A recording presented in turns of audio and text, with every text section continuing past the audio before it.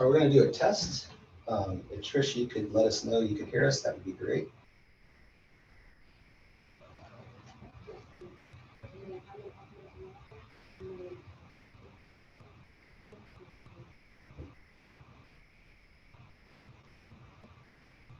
Okay. All right, we're going to let the forward statements just roll for a few minutes, just so everybody can digest it, and then we'll start the meeting.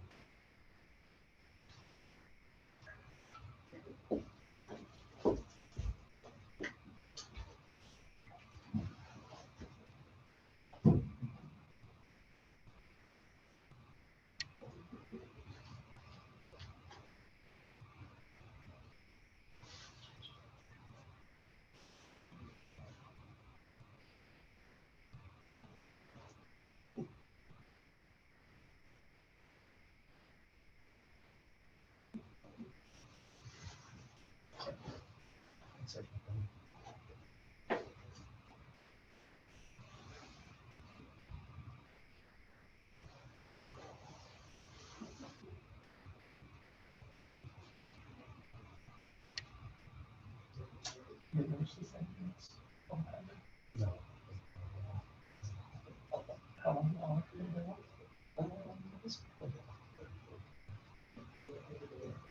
Jen can confirm that we can hear.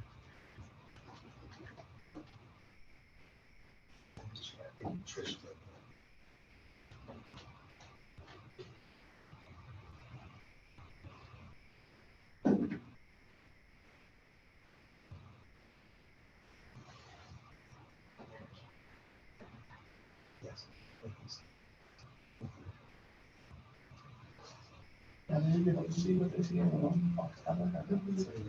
did. Yes. Yes.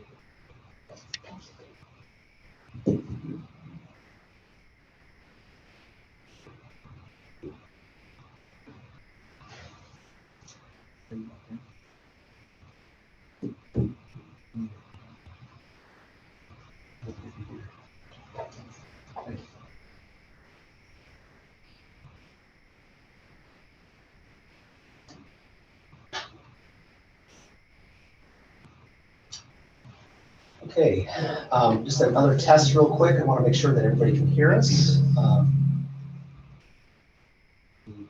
Leave that. Can you hear us out there? Okay, awesome. Great. Well, I want to welcome everybody to the 2022 shareholder meeting.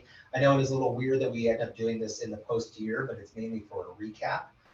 So again, welcome everybody, and we're excited to have you guys and share a little bit more about the voting results, but also what we have for 2023 and a little bit of a recap of 2022. So with that being said, this is the agenda. I'll call a meeting to order. Ms. Garcia, our chairwoman, will read the voting measures. We'll confirm the vote. We'll discuss corporate initiatives and subsidiary highlights. So with that being said, I'd like to call the 2022 shareholder meeting to order. We do have a quorum, and Ms. Garcia, if you could please, read through the voting measures and what the board recommends. Absolutely, thank you, Kent. Well, the first item is to elect the 7 directors: Kent B. Wilson, Ian Kantrowitz, Jerry Garcia, Edmund Liu, Christoph Janu, Jonathan Witham, and Andy Call, each to serve until the next annual meeting of the shareholders or until a successor has been elected and qualified. The board recommends a 4 vote for each nominee. The second item is to ratify the appointment of RSM US LLP to serve as our independent registered public accountants for the fiscal year ending December 31, 2022 and December 31, 2023. The board recommends a 4 vote. The third item is to authorize the board of directors at the discretion of the board and, if necessary, to meet the NASDAQ minimum price requirement, but prior to the 1-year anniversary of the date on which the reverse split amendment is approved by the company's shareholders, to file an amendment to the company's certification of incorporation as amended to date, to authorize a reverse stock split of the company's Class A, Class B, and Class C common stock, the reverse split amendment, with a ratio in the range between and including 1 for 1.5 shares and 1 for 10 shares. The board recommends a 4 vote. And lastly, Contingent on the shareholders' approval for the reverse split amendment proposal to approve 2 alternate amendments to our amended and restated certification of incorporation to reduce the number of shares of Class A common stock we are authorized to issue from 295 million to either 100 million or 200 million shares, respectively, with each proposed amendment to be voted on separately. If the shareholders approve each alternative amendment, the board of directors may choose to implement one of the approved reductions or abandon the reduction in its discretion. The board recommends a 4 vote. Thank you. Okay, one of the things that I wanted to share with shareholders was last night we got our tabulation reports in. We've been getting these over the last few weeks, but I wanted to show you what the results of the election and the voting results without management's Class B shares or Class B preferred shares.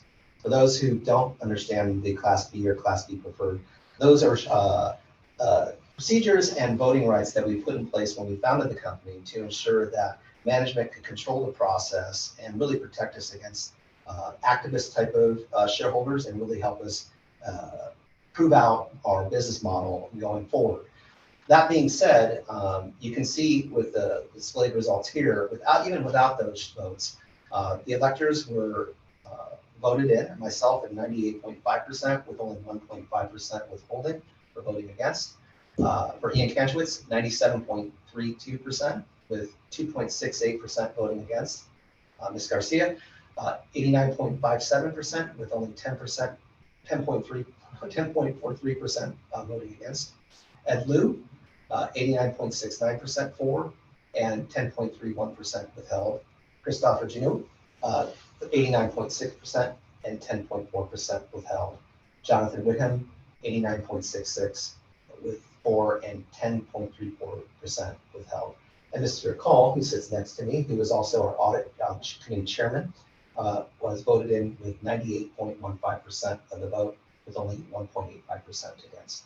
So I thought it was important for the shareholders to see that, and we appreciate your support in voting for us for this, for our chair and director seat. That being said, I also wanted to show the shareholders what the results were for each of the amendments that were, or the initiatives that we're proposing in the vote. The ratification of the independent auditors came in at 96.7%, and you can see the trailing against or abstain.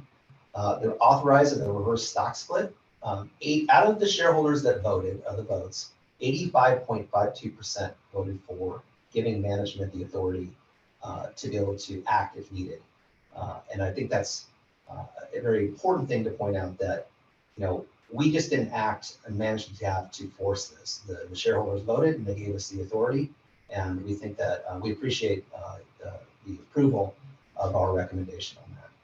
The other 2 groupings, we wanted to show shareholders that while Alpine 4 is a growing company and has needs to distribute equity, whether it be from acquisitions or growth or even operating expenses, we didn't want to have such a large share percentage out, or share authorized out there. And so we felt that 2 classifications could be needed depending on if we did a reverse stock split and at what ratio we did the split at. So we appreciate you giving us the authority. Both of them voted in at 93.12% approval for giving management the authority. So with that being said, a CEO, founder, and a board member, I want to say thank you very much to the shareholders for showing your support to the management team. So let's get into 2022. And corporate counsel has asked me to resolutely state this, that as you know, our 2022 10K has not been filed. And so these are forward-looking statements that are not supported by the audit yet, but management does believe that these statements that we're about to make are accurate. And so just understand that we're making a disclaimer that this is not an audited. So 2022 was a year of building for the company. We talked about last year in our 2021 shareholder meeting that we fundamentally changed the company due to our acquisition strategy and really enhanced the company's value proposition. With the acquisition of RCA, Electriq, even Alt Labs and TDI and Thermal or Identified Technologies, we really fundamentally changed what the company is about and what we can do in the future. But in 2022, we said we were really going to slow down and build, and that's exactly what we did. The advancements we made were based around 5 overarching initiatives. Corporately, the company kicked off its SOX compliance initiative in early Q3 22, with the goal of being SOX compliant by Q3 2023. And this involved the hiring of SOX-based consultants and advisory firms to help us. And Andy, I know that you've been pretty intimately involved in that process, but I know you may want to share a little bit with the shareholders some of the pains we've had, but go ahead and speak. Yeah, I don't think there's any surprise or controversy in saying that this process has been long and it's been painful for everyone. Our perspective throughout the process has been, and our approach has been, yes, we want to minimize the problems that we've been going through, but we really want to get it done right, and we want to get things squared away so that going forward we'll be in a strong position. And having a really strong auditor has helped with that. But that's been the perspective of the audit committee, the board in general, you as well as CEO, and also RSM. So as painful as it has been, looking forward, I'm optimistic that we'll be in a stronger position to have financial statements that everyone is comfortable with, including the auditor, and just in a much stronger, comfortable position looking forward. So it's been painful, but if we look forward, I'm encouraged. Yeah. Okay, thank you, Andy. And I would echo that we know that this has been a long and painful. Excuse me, the lights are on automatic trip. There we go. Long and painful, and as I said yesterday, arduous process, but it's the right thing to do. As we advance our game, we advance this company going forward. As we advance to being billions of dollars in revenue, which I firmly believe are going to happen over the next 5 and 10 years as we grow the company, this was a needed step in our evolution as a company. And frankly, when you look at the accelerated filer status that we're encroaching upon, that's a result of our success. We've been growing the company, and we grew through acquisition, but we've also grown organically. And so we're very excited about that initiative and what it means. And to the next bullet point, we switched auditors to RSM, anticipation of knowing that we need to have a more robust reporting genealogy within the company. And so if you guys don't know who RSM is, they are continuously ranked in the top 5 or 6 globally. They have technical expertise that is well needed. Alpine 4 is a sophisticated company. If you look at our acquisition strategy, we did unique styles of concepts of acquisitions, including you look at Impossible Aerospace, Bayou, and Electriq. Reverse triangular mergers, are an expertise that isn't necessarily used by a lot of companies, and we did to accomplish a goal of bringing in high quality companies and being able to reward the sellers in a way that was substantive and valuable. And so we need an auditor like RSM to really continue on what we're doing. So finally, and then people have been asking us about Spectrum EBOS for a while, and I'm going to talk a little bit more about it in a minute, but as we moved into 2021 and 2022, we had limited resources at the IT level to be able to initiate some of the new objectives that we had going. Bayou Aerospace and their need for technical programming, even at QCA and some of our other companies, Electriq, as we looked at our capabilities, we knew we had to offload some of our programming talent into new areas. So what Spectrum EBOS has become is an underlying data platform that is now feeding, and we began now feeding NetSuite, which is going to be the company and subsidiary reporting platform.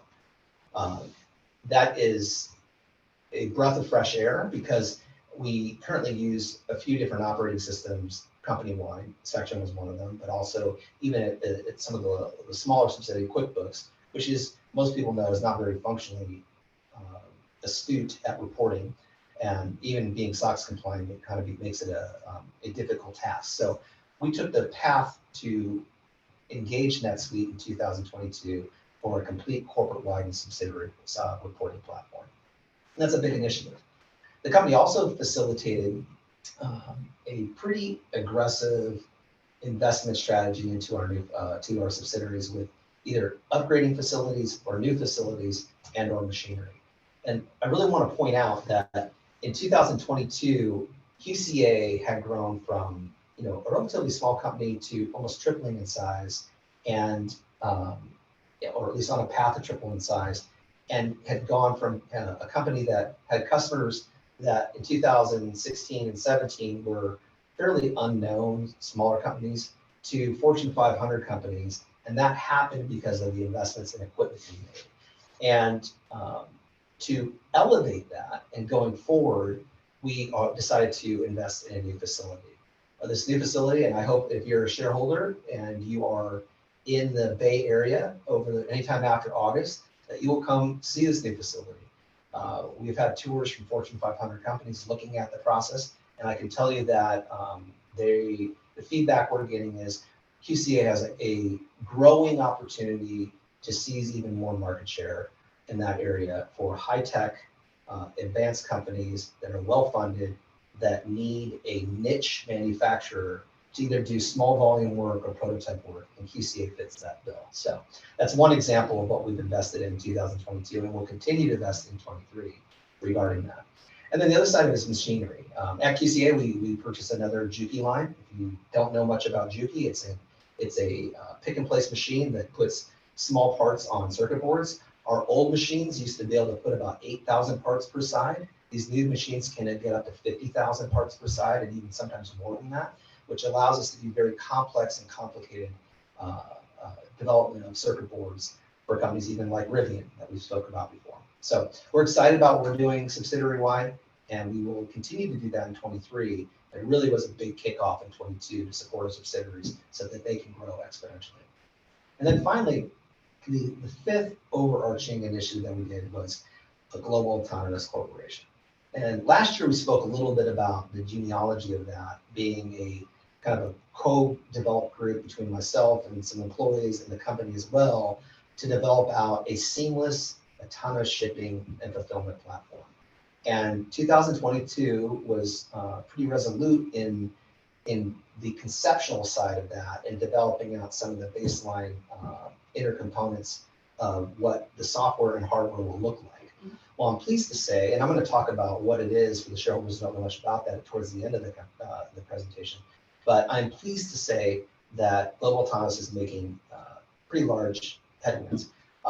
Myself, our Vice President of IR, Ian Kanchowitz, and a few other executives have gone back to Dubai, or we've gone to Dubai in late last year to meet with some high-level executives to deploy GAC potentially there as our first city, and we'll be updating the shareholders more as that kind of fulfills out. So we'll look forward to sharing that information when we're ready on it. So with that, those are our 5 overarching initiatives that we tackled in 2022 that are still ongoing, but we wanted to share those with you, and we believe it will help the company grow and mature exponentially over the next few years.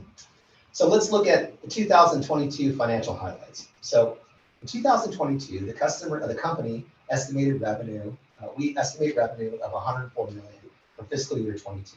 That is up 102% over fiscal year 21 of $51.6 million. And we saw organic growth of 6%. So for the shareholders to understand the organic growth versus the acquisition growth, if you were to look at our acquisition schedule that we did in 2021, when you added up those subsidiaries into the mix, that added up for a large increase in the volume of revenue we did. However, if you were to take those same acquisitions and apply it to 21 and balance it out, we actually grew even we grew at 6% organically. So 6% growth over our baseline subsidiaries is quite impressive, and we're pretty happy with that. So the other thing that's really important, and I share this with a lot of my staff members and executive leaders at the subsidiaries, but gross profit margin is an important indicator of the health of the company. Fixed expenses can be controlled, they can be minimized, but gross profit is either, the higher the gross profit, it shows that you either have a competitive advantage and or that you are able to control your inputs that go into the manufacturer production cycle or the service you provide. So we look at gross profit, from a unique lens at Alpine 4, and I want you to know that we did a pretty good job at raising the bar on what we were capable of.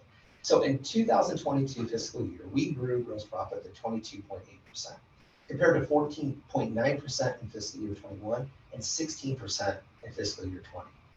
What that tells us is well, painful as it's been the last few years at fine-tuning the subsidiaries to really accentuate the growth, we're making the right strides. And I will add that for 2023, we're showing and trending anywhere from 26 to 27% in gross profit. So that is, again, we're continuing to improve with the ultimate goal, and this is what we share with internally with subsidiary presidents, is to have a balanced, consolidated gross profit in the 30 to 34% range continuously. We know that when we get to those ranges, that the company is shoving a lot of cash back down into to cash flow, and is able to do things not just break even, but also provide net profit and be able to finance other activities. So as we grow to that number, we know that we'll be able to rely less on equity infusions to be able to hit our growth initiatives and do that with internal cash. So I wanted to show this the shareholders the growth and the improvement that we've done in 22, and we expect that to keep growing in 23. Loss from operations. This is another important factor, and I think that it shouldn't be lost on shareholders. In 2022 for fiscal year, we decreased our loss of operations to 11 million, which sounds like a lot of money, but when you compare it to 22 million on 51 million in revenue versus 11 million and 104 million in revenue, you can see that we're making great strides as well at controlling our costs and increasing performance at our subsidiaries. That also brought a loss per share down to 7 cents for fiscal year 22 compared to 12 cents loss per share for fiscal year 21. Sorry. There we go. And moving along, cash hovered around the end of the year at 2.7 million for the end of the year versus 3.7 million for the prior year. That is a little bit of a function of our costs with added cash output for our SOX compliance and auditor change. And so, it is down somewhat for the year. Shareholder equity is down to 69.3 million from 71.5 million in 2021. Still a pretty modest decrease. And total assets, though, grew to 145.5 million, up from 134.6 million in 21. Working capital also grew to 14.9 million in 22 compared to 12.4 million in 21. And inventory hovered around 24.9 million, which was about static from the prior year. So our inventory is flushing out and remaining around equal on a pro forma basis. And then finally, a lot of people have asked about compensation to the executives, including myself. So in 2021, we saw our stock price drive up quite dramatically. We hit a lot of acquisitions that year, 6 of them.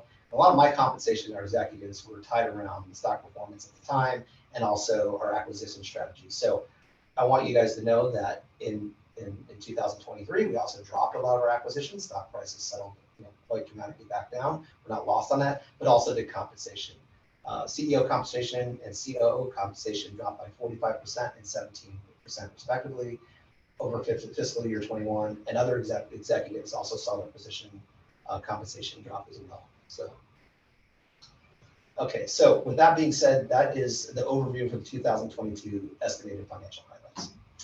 So we're going to go into next highlights by subsidiary. And so the next few ones that are that we're going to talk about are really extremely exciting. So Electriq, it's part of our A4 Technologies grouping of family of companies, and it is going to be a powerhouse of our subsidiaries. And I hope it is not lost on the shareholders how important this company is to the future potential of what we can become. So I'm going to regroup on what we did. You probably noticed today we put a press release out on material transfer agreements. Why is that important? Well, in 2022, we saw the rapid development of our AX class of batteries. But the telltale sign of making things in the right direction for eventually getting to robust sales regarding the battery is who's wanting to sample those batteries, who's wanting to test those batteries, who's wanting to put those batteries into products and services that are products that they use and making them work. Well, I can tell you that we've had multiple inquiries from various different industries And ones that we've actually engaged in are in the following industries. The recreational vehicle industry, and this is one stat I'm going to give, and the other ones I won't give dollars, but the recreational vehicle industry, you may have noticed that we put out, and we showed this at the CES event with RCA, but we put out a 12-volt solid state battery for that industry. Currently, there are 500,000 RVs manufactured in the United States every year, new ones. Each of those require about 6 batteries. If you take that times our wholesale price of around $1,000 to $1,200, that is $3.6 billion in potential opportunity for our batteries. Now, we're not saying we're going to generate $3.6 billion, but even in that industry, in that one market where we can obtain profit margins that are in our 30 to 32, 34% range, that is a market we can go after, and it's not a race to the bottom on profitability. So it's a very important industry for us. I can tell you that we've not only signed the MTAs with this group, but we've developed 2 prototype batteries for them that they've gone through testing, and we will be delivering in June another final stage prototype, not just the cells, but the actual battery itself that's gone through. It's a true production-ready battery for them to test and evaluate, with the hope to receive some sizable purchase orders this year regarding that battery technology. Aviation is another one. If you look at what's going on in the aviation market, the electrification of airplanes, you're seeing a lot of companies go after that. One of the other areas that's very important is just powering 737s and Airbuses from the electrical side. And currently, right now, they use lithium-ion batteries, and those are encased in bulletproof material that you won't get punctured or protect against thermal runaway. Well, a lot of that adds weight and is costly. And so we've been developing, in conjunction with a group, to develop a suitable replacement for that. And the market opportunity is not as large as the recreational vehicle side, but it's an exciting market for us to do. The next one, electric tractors. Over the last period of time, I'm not going to tell you how long, but period of time, we've been working with a group that develops electric tractors. They are well funded. In fact, QCA does some of their circuit boards, and we are excited about that opportunity. If you look at the global market for that and what's capable in that market and how much money goes into the fuel costs and the maintenance costs on tractors that have radiators, pumps, hoses, all kinds of other things that require combustion engines, the electrification of that is going to be quite large. And long term, as they bring these online, will be a very cost-saving measure. And Alpine is through Electriq, is at the front lines of helping deliver the energy needed to drive those machines. So it's another exciting material transfer agreement that we delivered.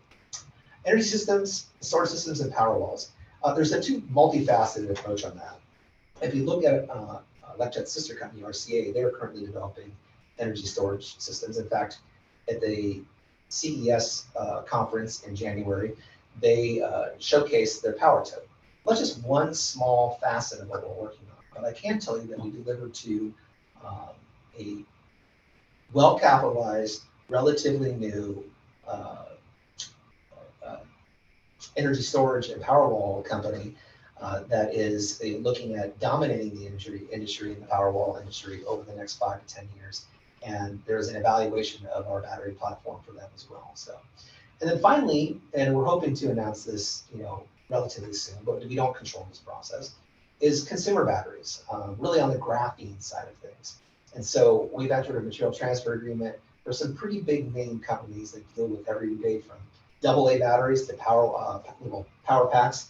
And we're hoping that over the next few months that they can come to a decision on using the Electriq technology of graphene within those power cells. So bottom line is the future is very bright for Electriq.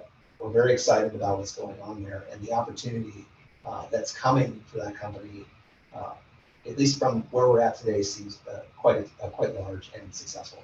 So one of the other things that, let me just shut this off first. Thank you. One of the other things that we've been working on and we talked about last year are patents. The company is very patent rich with ideas and concepts, and we've been working diligently to facilitate that. Of the 81 patents that opportunities that we announced at last year's shareholder meeting that will be developed over 2022 and 2023, the companies and its engineers and battery patent experts are currently working on 56 of the most important ones. Of those 56, we've basically completed 7 of these patents, and they're being filed with the US Patent Office around our new AX3 class of batteries. We expect probably a large chunk of the 56 to also be done by the end of the year. We're kind of ramping up pace on the filing of those patents.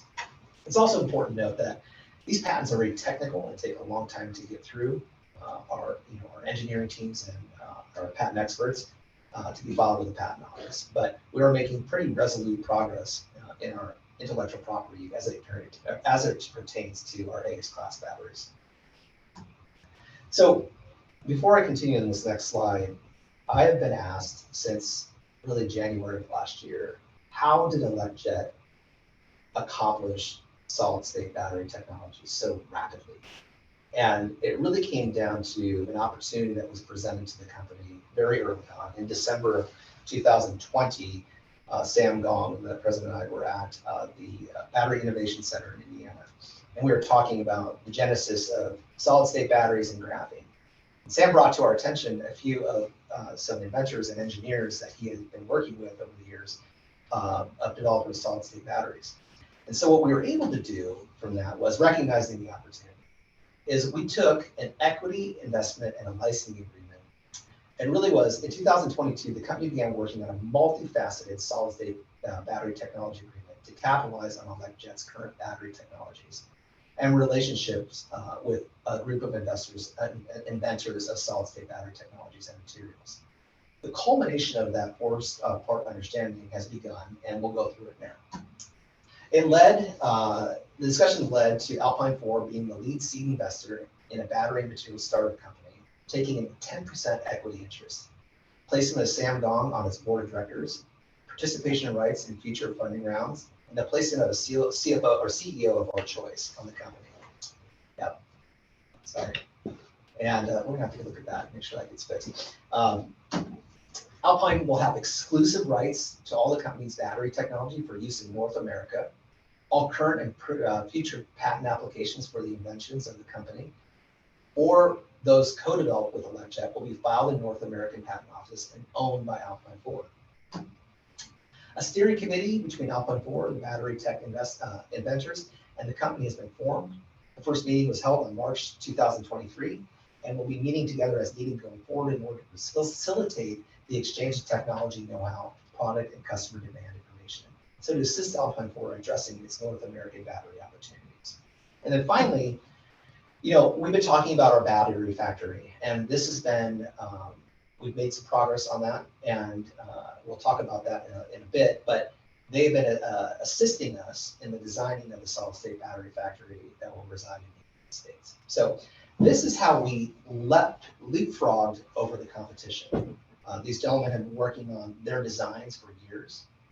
Look at companies like QuantumScape that has also developed a pretty sophisticated solid state battery.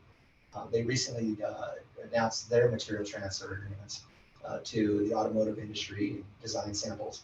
But what I can tell you is our battery is manufacturing ready. In fact, we've developed several thousand of them already that we have been sending out to our own internal reviews and certification processes, but also to our material transfer agreement relationships as well. And so I feel that because of this golden opportunity that we seized, we're able to have a jump on the market. And as these end user companies are ready to deploy this battery, we have a battery that not only is designed conceptually, but actually works and can be manufactured. So that's Electriq. Very exciting, promising time for that company. And I think over the next 2 to 3 years, we're going to see some very large activities going on in that company that will make it the global leader in solid state battery technology. So RCA Commercial, when we look at this company, RCA is very dear to me. I love the name. It's been something that's generational in America for such a long time. And so we're such a proud owner, at least of the namesake. So, participant with the namesake. 2002 was a banner year for RCA Commercial with record revenue and a growing customer base. RCA and Electriq will be able to bring 2 new products to the market with a 3.6 kilowatt energy storage system and a solid state battery for the RV manufacturers. The company worked diligently with 3 new unique products that were displayed at the CES event in 2023. Those products were gaming monitors, commercial monitors, and the power tote. The company was awarded the 3 product lines from its licensor and believes the market opportunity to be in excess of $100 million.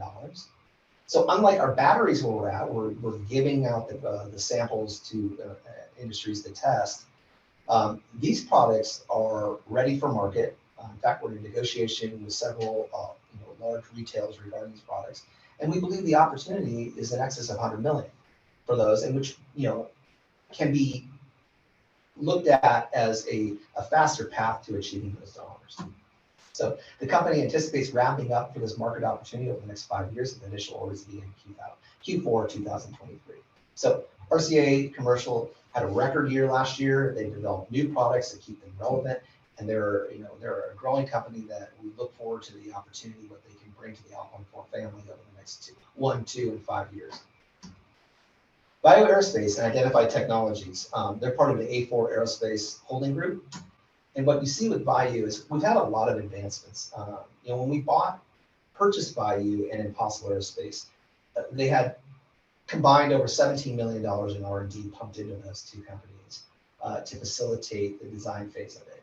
But really, they were still lacking in areas of sophistication and really production quality airframes. So what's gone on in 21 and 22 at the direction of myself and TK, the subsidiary president, is we've really matured those platforms. So what we saw is advancements in the G1, the US2, and our tactical platforms. The G1 Mark II will be the backbone of several potential buying suitors, including Bayou's sister company, Global Autonomous. These are also the airframes that are currently being marketed in other solutions to other customers. A successor platform, the G1 Mark II, is already in development, which is the G1 Mark III. The company also entered into a $100 million supply agreement with U.S. government contractor All American Contracting. And I know shareholders have had a lot of questions about that, so let me try to be direct and as informative as I can. All American is a U.S.-based governmental contracting company that has relationships in Africa, primarily Nigeria. And that contract is a unique thing. And as I shared with TK and some of my other executives, we know that All American believes and knows that this contract will facilitate itself. However, some of the geopolitical things that are going on in Nigeria have delayed some of the execution of this agreement. So All American has been in constant contact with us, but it is believed that once the presidential election in May is finally certified by the Supreme Court, that they can act and move on from it. But it is something that we still believe is firmly going to happen. And to show, All American has brought us evidence of that with the upcoming visitation of delegates from Nigeria's energy and agriculture center industries, which will be hosted towards the end of May in Ann Arbor at our production facilities for in-person demonstrations. So not only is the military looking at it, but we also are now seeing delegates in their other sectors visiting our facility to purchase off of the supply agreement from All American. So while it's been longer than we expected to receive our first orders on that, we do believe that the contract is, the supply agreement is still very sound, and we're looking forward to the first orders to be initiated when the government and U.S. All American contracting are ready to do it. So then the other side of it is our tactical drones, the Mitigator, and some of our other drones in that sector. We've been hosting several law enforcement events, and we're showcasing that technology to them, and we're getting a lot of traction with it. We expect sales to start to generate as law enforcement's ability to effectuate a purchase program within that it becomes available. So TK and his team have done a great job at making it very known that these drones are available, and the response we're getting is quite remarkable, and we believe the orders will follow. So that's what's going on with Bayou. And then finally, Identified Technologies completed its next version of its processing software and has won several new customers due to its 3D mapping process capabilities. I'm not allowed to share with you who those customers are because we signed NDAs, but I can tell you that their software program is definitely, their upgraded platform is definitely helping them win new customers. And moving forward, we believe that it will be reflected in larger sales in Q2, Q3, and Q4. So Quality Circuit Assembly, A4 Manufacturing. This is a company that has really been our crown jewel for many, many years. It was our first company that we actually acquired. It is in the hotbed of Silicon Valley, which is an area that is known for development and backing of pretty impressive technology products. And so we're very proud of what they're doing, but Quality Circuit Assembly hit record revenues in 2022.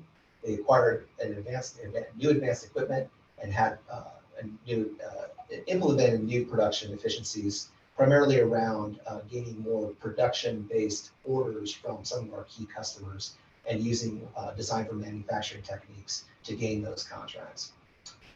The company added new customers, just so you're not, they had their existing customers that we work with, but they added new customers in EV, energy storage, electronics, and AI industries that will continue to grow with QCA in 2023 and beyond. I'm really excited really about the energy storage side of things and the AI industry that they've kind of now broached into. We think that's going to be a unique value sector for the company as it grows. The company anticipates its move into its new state-of-the-art facility in Silicon Valley in late 2023.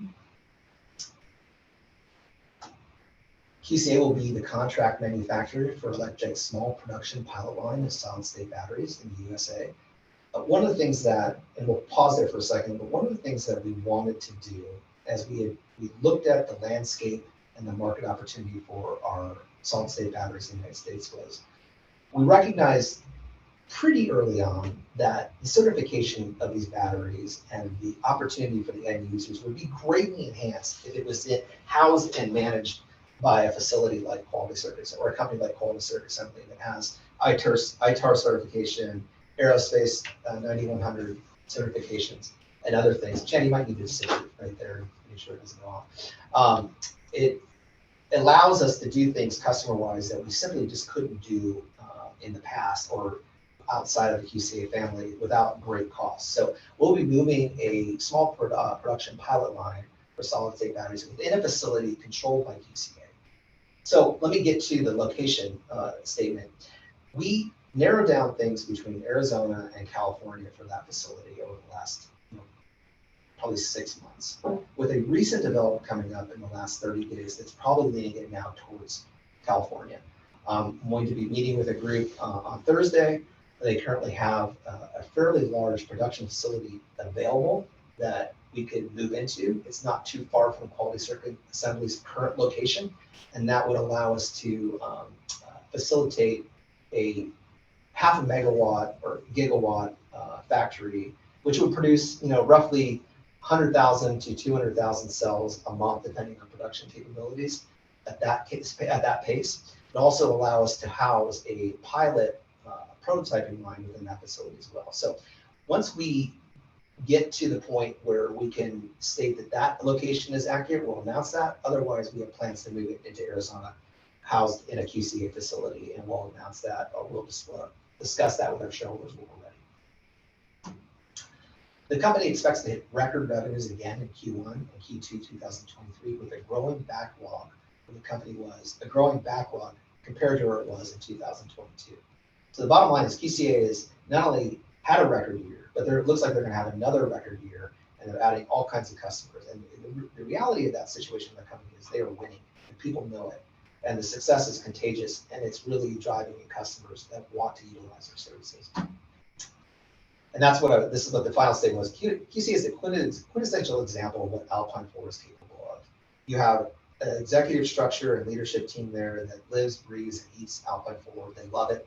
They love what we do. They love what we offer. They love our shareholders. They want to succeed, but they also are innovative. They're willing to take on challenges. They're willing to cross-pollinate their opportunities with other subsidiaries. And that is a great example of, Quality Circuit Assembly jumping on the design team for Bayou and their avionics platform, jumping on the design team at Electriq and designing an RCA designing a battery management system that can handle the power of a solid-state battery.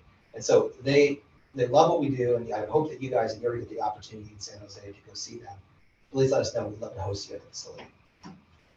Alternative Laboratories.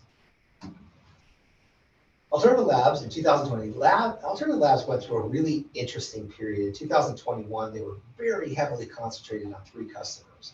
And as you know, we wrote off quite a bit of AR in 2023 due to that failing of one of those customers. But during that process, we also went through a year-long improvement process in 22 and had several new initiatives. The first one was we invested $1.6 million in a new state-of-the-art gummy line to service the fastest growing dosage form in the nutraceutical industry. The bottom line is, if we wanted to really, capitulate and move the company forward in a positive direction, we knew we needed to have a value proposition that was different than our competitors. And the investment into the gummy line, which is, children might eat gummy vitamins and other gummy-based dosage systems. That was the fastest growing. We knew if we jumped on it quickly that we would win contracts, and that is starting to happen. So we completed the dietary supplement industry's premier quality GMP certification from NSF. It is a big deal as we get into what we call farmer grade nutraceutical companies, ones that really need the higher level certifications. Alternative Labs is not only wanted to do it, they did it, and they passed with flying colors. So we're very excited about what that means for the company, and what it really means, for our shareholders and the company itself is more opportunity for sales, more opportunity for profitable sales. Alt Labs transformed and diversified their base in their base business by adding more than a dozen new health and wellness customers looking for U.S.-based GMP certified dietary supplementary manufacturer. Again, that gets back to my prior statement, is we really are transforming the company. It's a beautiful facility. It's a state-of-the-art facility, and we have the capability to grow in excess of $100 million out of that one location. But we needed the opportunity to go through certifications and reinvent our customer base. And Jennifer, the president at Alt Labs, has done a wonderful job at tracking to that and making sure that happens for 2022 and 2023. The company expects the company expects to exceed 2022 revenue by more than 20% in 2023 and 2024 respectively. Thermodynamics. Thermodynamics is, I love to tell John, the president, that it is my non-problem child. And we have, every subsidiary has needs and ebbs and flows that require CEO's attention from time to time. The Thermodynamics just runs very smoothly. And that's really a compliment to John and his team, but also the customer base that they serve that is very predictable. But the company's fiscal 22 revenue grew by 129% in 2022 to $10 million over fiscal year 21, which was 8 months of ownership of $4.4 million. Gross profit also increased by 187%, $3 million in fiscal year 22 versus $1 million in fiscal 21. Net profit of $1 million in fiscal year 22 versus a $79,000 loss in fiscal year 21. Again, just moving in the right direction on all fronts. The company grew its backlog with governmental entities to over $18 million in fiscal year 22. So going back to TDI, they've done a wonderful job in not only improving on what they had, but really grabbing the opportunity that was in front of them, and we expect great things going into 23 as well. This is A4 Construction Services, more sheet metal Excel construction services. More sheet metal in 2002 began the completion of the low margin jobs that we were involved in from fixed price contracts. And really the genesis of that is we bid out work that's 18 months ahead of schedule. And in early 21, well, really 19 and 20, we bid on work, whereas in 21 and 22, when steel prices increased in some cases 200%, we were locked into those contracts. And unfortunately, there was only one decision that could be made. We either shut the companies down, or we ride it out and get back to what they're capable of prior to the pandemic and the inflationary impacts of steel. And so John, the team leaders there, Tom Loudon and Fager at Excel, did a great job at looking at the landscape, managing customers, and we're pushing through it. So the good news in 22, we really completed the majority of those low margin work, which on our financial statements will show considerable losses. In 23 Q1, we're still producing some losses, but we expect those low margin jobs to be completed by July of 23, and that the margins that were historically normal are starting to be effectuated through our financial statements. So that Tom's done a good job of that. We expanded, Morris expanded operations into the Northwest Ohio market, and not just Indiana. In addition to HVAC, ductwork, and specialized metal, the company is now doing some more stainless steel fabricated, which is targeting food processing plants. Again, a niche that we did quite heavily prior to the pandemic is now coming back on fold. And we love that work because it's more profitable. Excel Construction Services began the transition into a more diverse construction and metal fabrication company. And so with that, they added partners in cutting edge solar, which is Nucor Solar. In fact, they just went through a process with a sister company, Thermodynamics, we just talked about, to have Excel represent Nucor solar opportunities in the United States, and Thermodynamics with their global reach, be able to handle customers potentially outside the United States. Another example of how our subsidiaries work together. We specialize in handrail design and fabrication installation, something we did not do in the past, which we now are doing, and added more, I would say, profitably margin work to that. And we also expanded in the Boise market in Idaho with a full-time presence. So we laid the foundation in 2022 to really grow the company and grow some profitably. So finally, A4 Ventures, and this is global autonomous. So many of you asked about it. We gave you kind of a sneak discussion about it in 2021 shareholder meeting last year. And what I wanted to do is take a little bit of time to discuss with shareholders what this company is and what it does. Really, the genesis of the company was actually a business concept that I came up with in 2011, but it wasn't using drones. But it's really around the ability to seamlessly deliver freight and goods in an urban setting. And so, if you look at FedEx and UPS and what they've done, they've mastered the long haul, but the short haul, the last mile, is very challenging. And I would say even semi-last mile is very challenging. Amazon currently does this with trucks. They've attempted to do it with drones. And I know that there's other companies like Wing that are out there attempting the same thing. But where they really lack, and then this is, well, maybe I'll backtrack for a second. The adaptation of certain technologies allowed us to create global autonomous. So, but where they really lacked, and the problem is, make sure we get all these up here. The problem is, if you look at the Wing and you look at what Amazon is attempting to do, the challenge for them is delivering one package in a one stop and expelling all of your energy to do that doesn't create a great business model. You have to be able to deliver multiple packages and do so and basically turn that airframe very quickly. Well, prior to the advent of graphene and or solid state batteries, turning the airframe was a long, arduous charging cycle. And Amazon found that out. You fly an airframe out 3 miles, drop off a package, and you get back, you've expelled all your energy.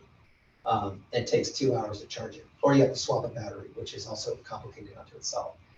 That being said, with the advent of solid state batteries, we'll be able to solve that problem by the charging cycle being dropped down to about 12 minutes. So the other aspect that has to be considered in all this is, and I'm pulling up what we have here,